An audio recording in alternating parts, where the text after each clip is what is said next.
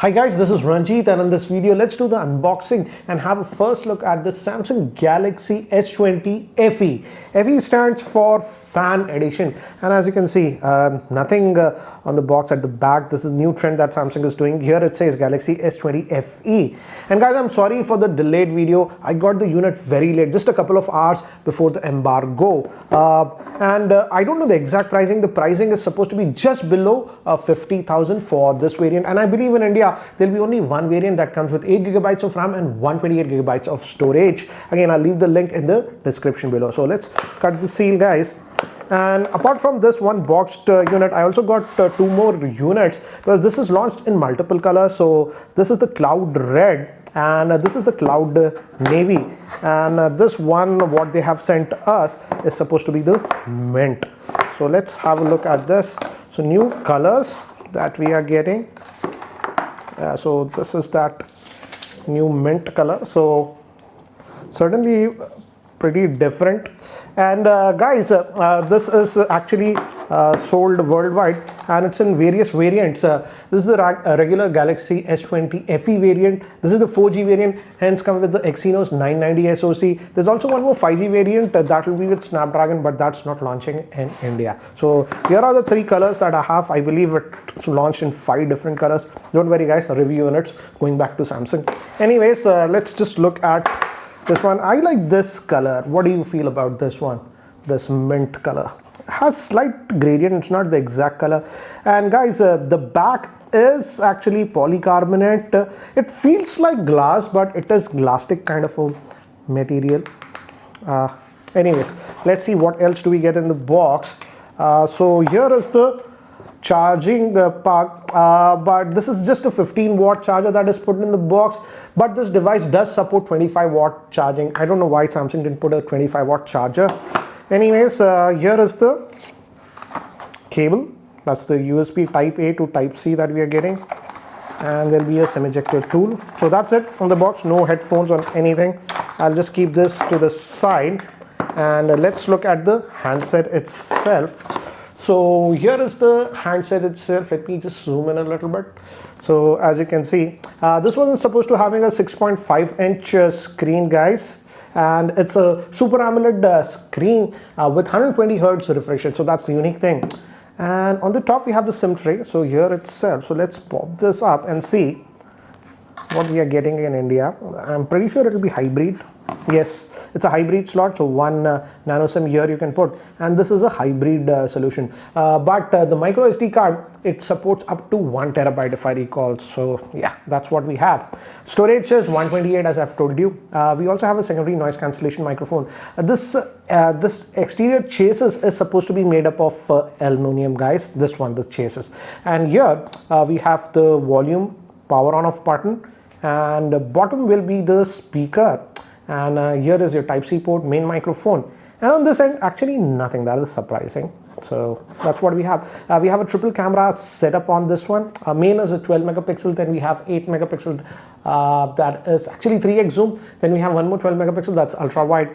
Front facing is surprisingly 32 megapixel. This is even more than the regular S20 Plus. So that's what it is. And let's just power this on. I hope it has a charge.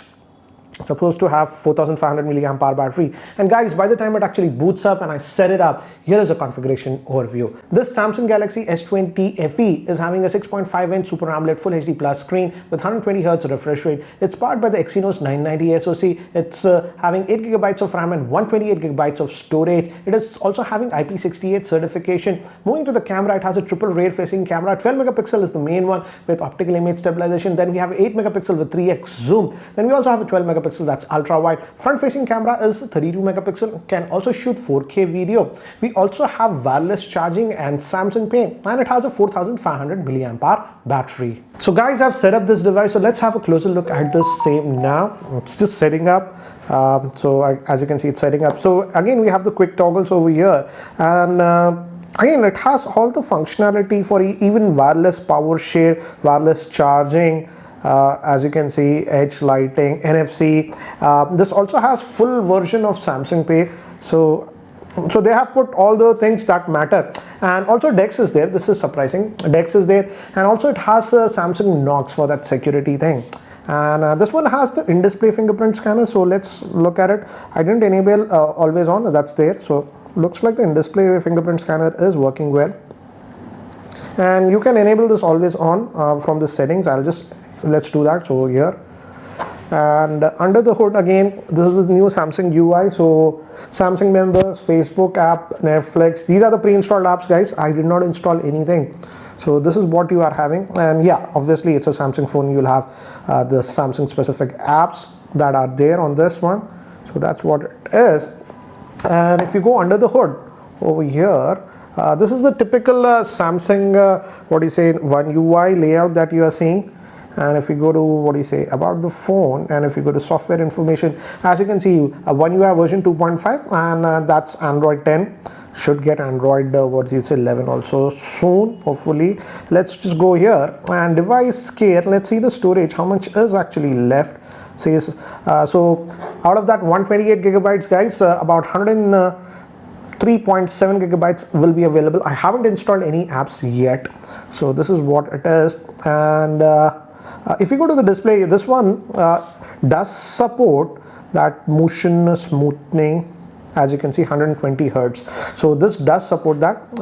You can go back to the 60 hertz, but I will test this on that 120 hertz and see how it handles it. It has that 4500 milliamp hour battery, so should be able to handle it, because even the Note 20 Ultra had it. I was using it like that. So this is full HD plus, guys, not quad HD, and it does make a difference in the UI and when you're scrolling and stuff. So I will use it like that. And it's still just downloading stuff.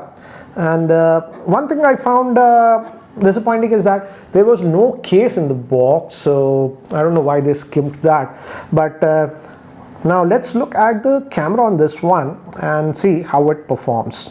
So guys, here is the camera, and looking for more modes, it will be here. This is a typical camera UI. You got to pull modes over here, even live focus. Oh, live focus video is also there, so that's nice. And you have to hit save, so you can move between the modes like this from here. This is the regular mode, guys. Let me show you. This is regular, and this is ultra wide. That's also 12, and we have a 3x. Actually, this is optical zoom, guys. And you can go digital zoom also up to 30x, I believe. Yes, don't go till 30, it will be bad, but hopefully like 5 to approximately 10x, it should do the job.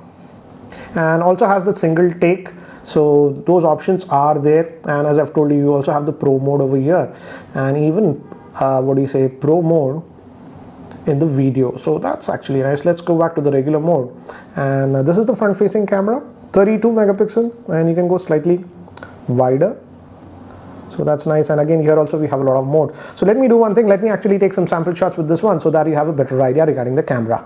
So these were shot with a rear facing camera, and typical Samsung photographs, punchy colors that you're looking. This is regular, this is the 3x zoom, and this was that wide angle, and some more samples that we shot. And as you can see, very vibrant colors. These were taken in completely artificial lighting in my office, and I feel it did a decent job. And these were taken in completely artificial lighting. Again, the skin tones are produced very well, and this is that portrait mode. And this was taken with the front facing camera, and here I enabled that portrait bokeh mode.